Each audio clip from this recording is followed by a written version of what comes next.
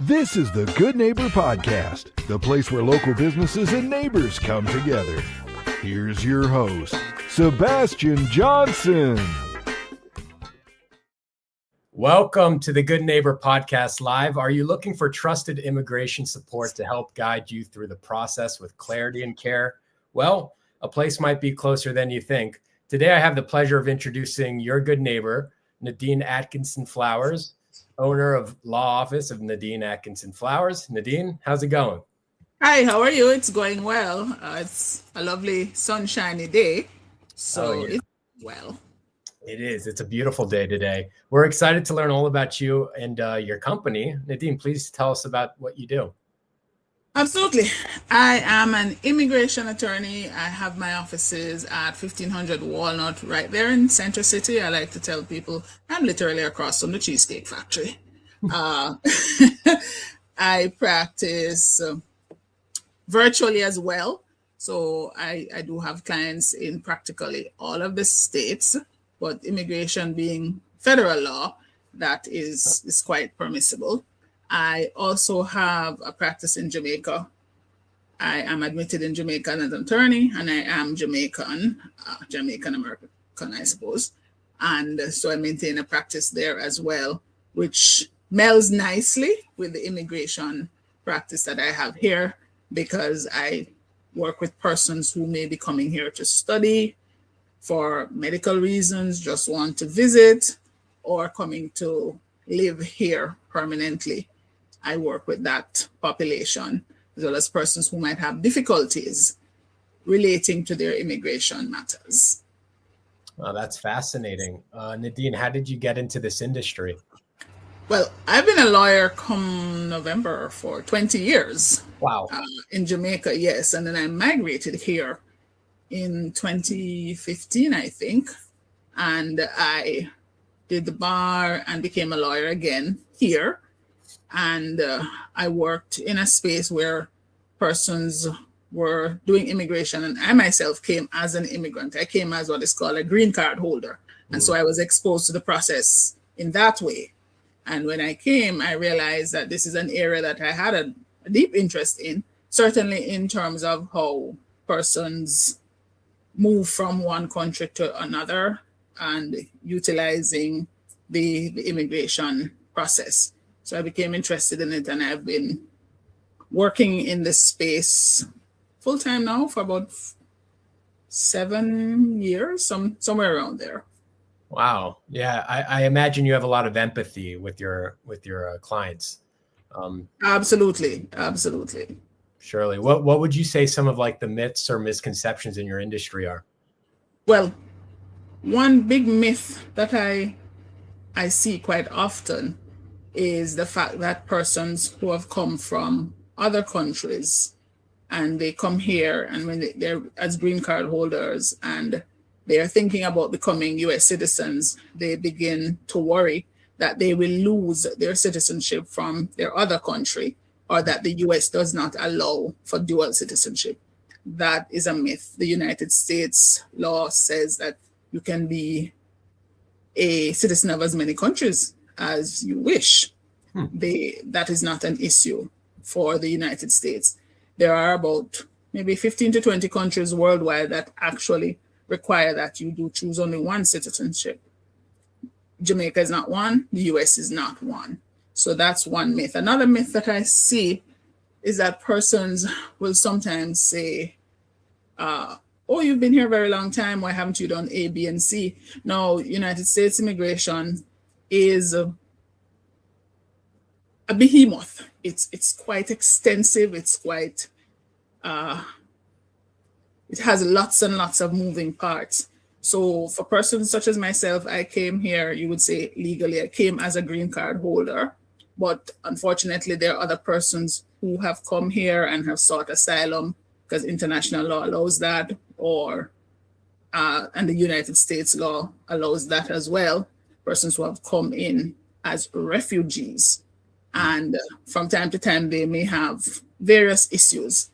And persons might opine, I will use that word delicately, persons might opine, well, why haven't you done this or why haven't you done that? there is a process that United States immigration requires to ensure that you're the type of person that they want to live here. And as such, things can sometimes take a very long time to unravel and for you to become a green card holder or for you to get your citizenship. That's another myth. I think this is probably more like from the social media aspect. In terms of a myth, persons sometimes are of the view that when you're going to an immigration interview, you need not tell certain bits of information or you need not present evidence about certain things. I like to tell persons, think about it like this. You are meeting this person for the first time. You have to prove to them that you're deserving of this immigration benefit by the documentation that you're going to present. And in presenting that documentation about yourself, about your particular circumstance, you will assist the immigration officer to approve your particular benefit. But if you go in with the view, oh, everything that is to be known about me is already on the paper and I do not need to submit documentation to prove why I should be approved for this particular benefit, you are going to have problems. I can see that. And so I'm sure you have a lot of different people who seek your services. And we know marketing is the heart of every business, right? So how do you attract, who exactly is your target audience and how do you attract them? Well, I suppose I could say anybody who is seeking immigration services is the target audience, but truly, I seem to have got increasingly over the past 2 years a niche where persons who have difficult cases, I seem to have had a knack to assist them. Persons who, for whatever reason, might have been denied previously or are going through problematic issues with their immigration cases. I have had good fortune to have been able to assist them to get their immigration benefits. I do a lot of these kind of podcasts. I write a lot of articles. I have a YouTube channel. I'm on LinkedIn, Facebook. I do a lot of webinars and volunteer work in the immigration space so that persons can know what's happening. And those have been good marketing tools for me. I am of the view that information is there to be shared, and general information, because obviously every legal case is different, but general legal information is there to be shared, and persons can make better and more informed decisions when they're aware of what the law says, as opposed to what your social media friend might say. And so I'm always very happy with persons such as yourself who feel the need to speak to persons in various legal spaces about what we do so that we can inform the public about various issues. So those have been pretty good modes of marketing for my business. Oh, yeah. Out of curiosity, Nadine, have you ever thought about doing your own podcast? I have, but as yet, it's still a work in progress. And also I'm curious, so like when you're not so busy outside of work, you sound busy. What do you like to do for fun? I'm a big reader. I am a big reader. Even though I read for work, I read for fun, and I love languages. So I speak conversational Spanish, and I've been learning a few other languages in my spare time for the past few years. Still nowhere near conversational, but that's a big thing that I do. Oh, yeah. It's important to always challenge your mind, you know? Absolutely. Yeah. Absolutely. Keep it on its back heels. But yeah, that's true. I really appreciate you being on the show. Please tell our listeners one thing they should remember about your law office. One thing that I think it's always important for me, for my clients to understand, is that I am with you for the entire duration of your immigration process.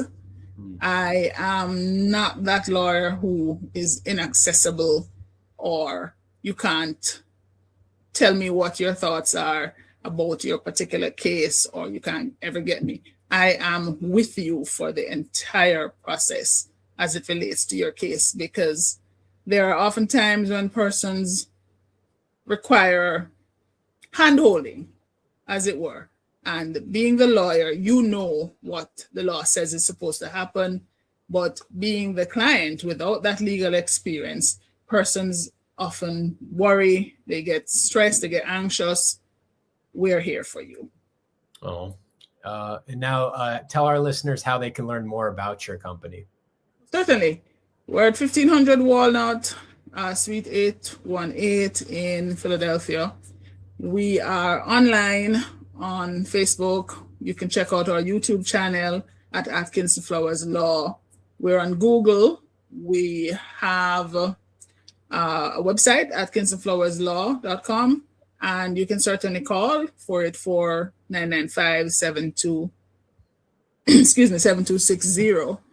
All of those are ways in which you can get in touch with us, and we will do our very best to assist you. Oh, well, Nadine, thank you so much for being on the show. Thank you. We wish you and your law office the best moving forward. Thank you very much. All the best to you too. And keep up the... Thank you for listening to the Good Neighbor Podcast. To nominate your favorite local businesses to be featured on the show, go to gnpcentercity.com. That's gnpcentercity.com. Or call 215-305-8543.